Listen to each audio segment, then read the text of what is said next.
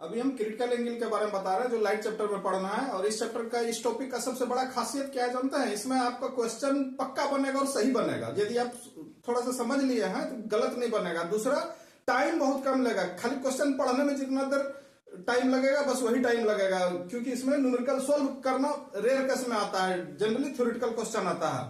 थोड़ा सा कॉन्सेप्ट सीख लीजिए, कॉन्सेप्चुअल क्वेश्चन आप आसानी से बना पाइएगा। क्रिटिकल एंगल क्या है कि किसी भी डेंसर मीडियम से जब रेयर मीडियम में लाइट आता है तो वो अवे फ्रॉम नॉर्मल बेंड होकर रिफ्लेक्ट होता है। अब इसको हम ब्लैक को इंसिडेंट एंगल, ये पहला लाइन है, अब यहां पर आया है।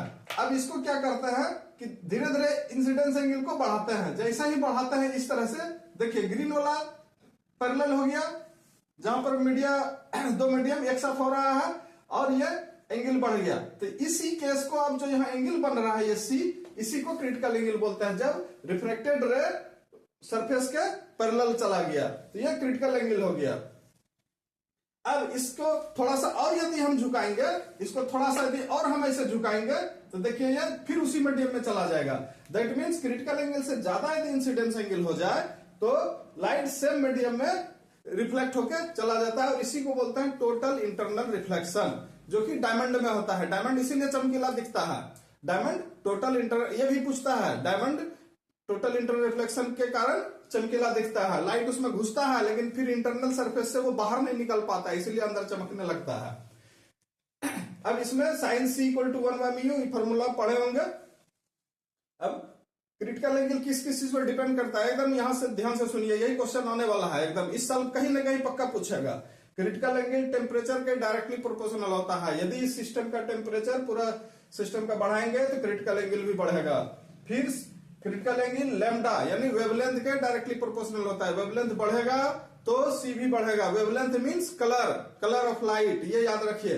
वायलेट का जो एनर्जी होता है, जो फ्रीक्वेंसी होता है वो मैक्सिमम होता है और वेवलेंथ मिनिमम होता है, इसीलिए वायलेट के लिए क्रिटिकल एंगल मिनिमम होता है और इसी का अपोजिट रेड के लिए मैक्सिमम हो जाएगा। तो ये आप याद रखिएगा, डायरेक्ट तो नहीं पूछेगा, कलर का नाम दे देगा 4 ऑप्शन की, इसमें से किसके लिए क्रिटिकल एंगल सबसे कम या सबसे ज्यादा होगा।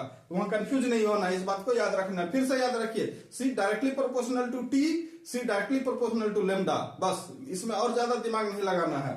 अब यहां पर समझिए, इसका कुछ कॉन्सेप्ट और क्लियर कीजिए। लाइट का जनरली आप पढ़ते हैं कि ठीक है रिफ्लेक्शन हुआ, ये हुआ, लेकिन बेंड क्यों होता है, कैसे होता है बेंड, बेंड होने का घटना क्या है, उसको समझने के लिए आप याद कीजिए हैगन्स प्रिंसिपल।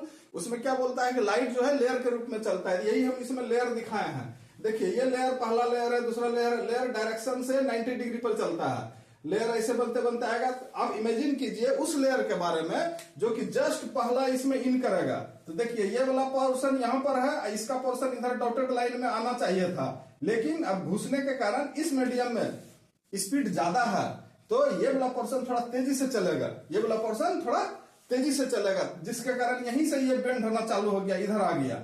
उसी तरह से जब ये यहां आएगा तो ये इधर आएगा, ये यहां आएगा तो यहीं से ये बेंड होना चालू हो गया। जिस समय ये पूरा घुस जाएगा फिर देखिए यहां पर 90 डिग्री बनाना चालू कर दिया, इधर से 90 डिग्री बना के चलना चालू कर दिया। दैट मीन्स लेयर वाइज भी आप सीखिएगा तो ऐसे आता है, यहीं से यहां आके ऐसे बेंड हो गया, जितना घुसते जाएगा बेंड होकर फिर इसके साथ 90 डिग्री बना के आगे जाएगा। इसीलिए डेंसर टू रेयर के केस में यदि इसका उल्टा करेंगे तो ये लाइट सीधा नहीं जाके फिर इसके नॉर्मल में सट के निकलेगा इधर से। ये अभी अवे हो रहा है, ये टुवर्ड्स नॉर्मल होना चालू हो जाएगा। वो मीडियम पर डिपेंड करता है।